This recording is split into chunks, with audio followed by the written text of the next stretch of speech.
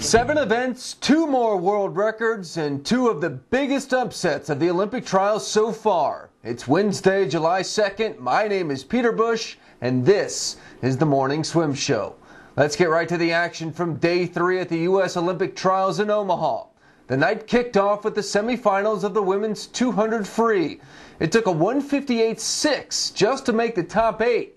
Katie Hoff is the top seed after her 157.10. 18-year-old Allison Schmidt is looking good to make the team. She swam a 157.9 in the semis. And then within 0.2 of each other are the remaining 6 swimmers like Caroline Burkle and Dana Vollmer, who's putting all her Olympic eggs in the 200 free basket. I'm just going to focus on tomorrow. I'm not going to do the 200 fly. We just want to focus on tomorrow's free, and I just think with how stacked the 200 fly is that that's where I should put forth my effort.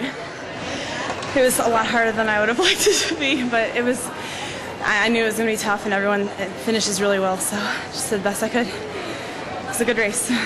The men's 200 final took the spotlight next. Michael Phelps was on pace to break his own world record at the halfway mark, but ultimately touched just a couple tenths off the pace with a 144.10.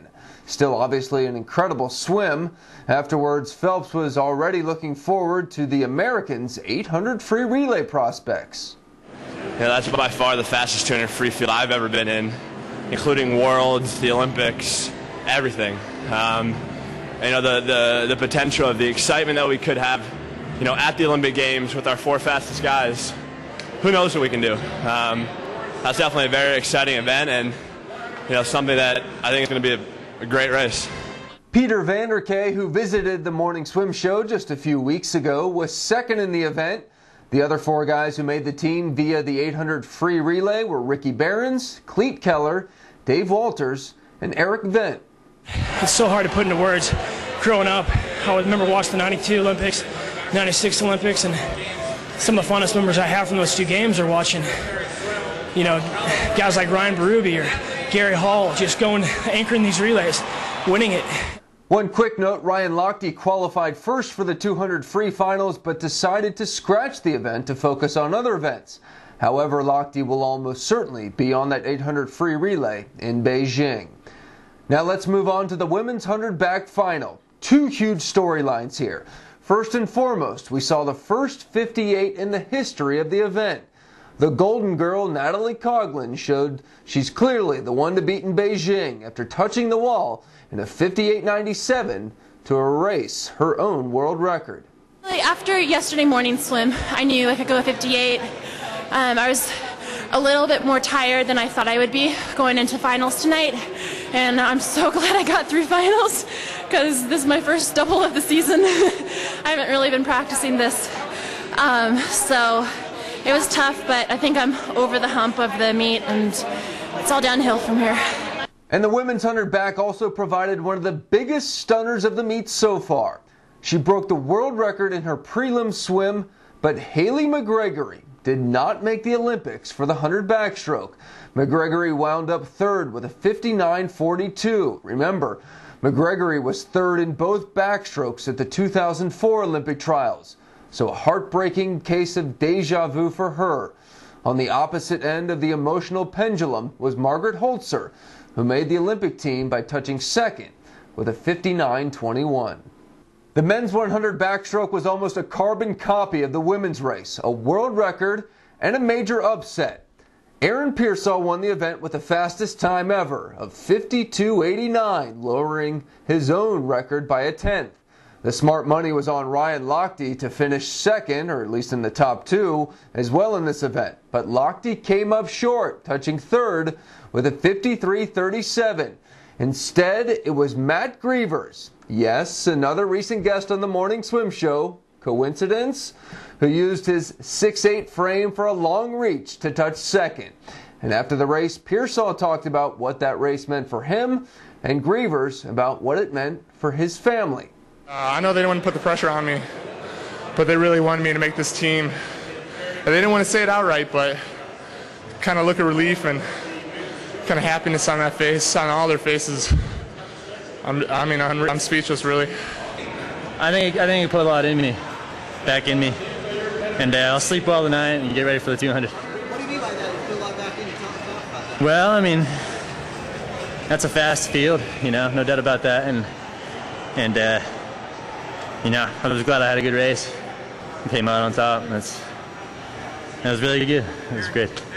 The women's 100 breast was next up, and it was time to add 2 more ladies to the Olympic roster.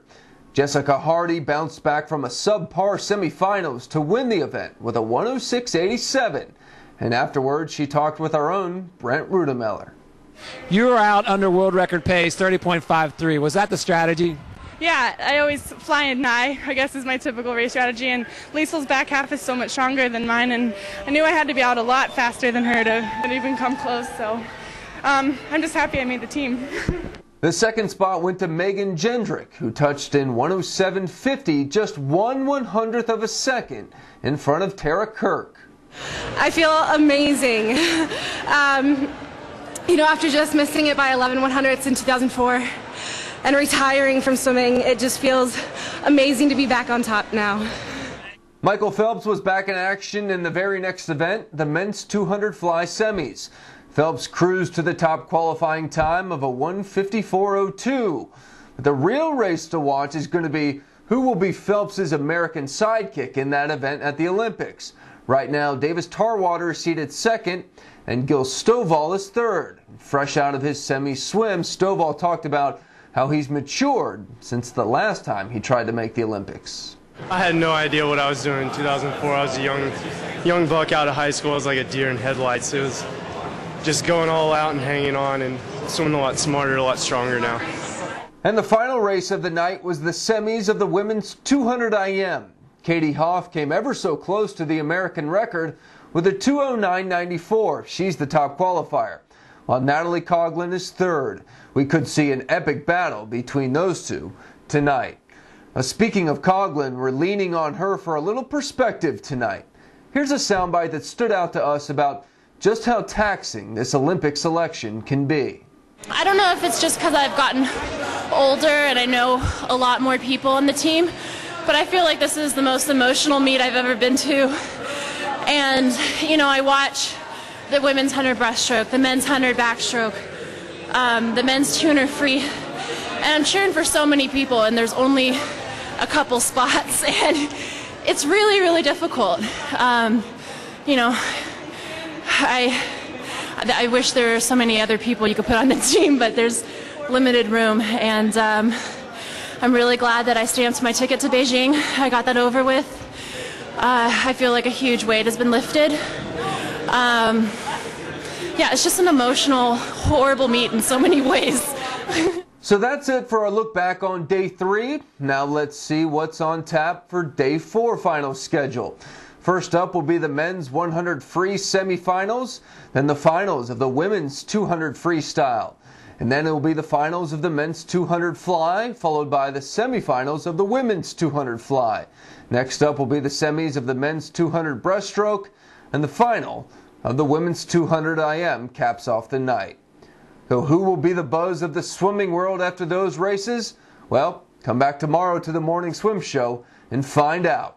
Until then, I'm Peter Bush. Thanks for watching.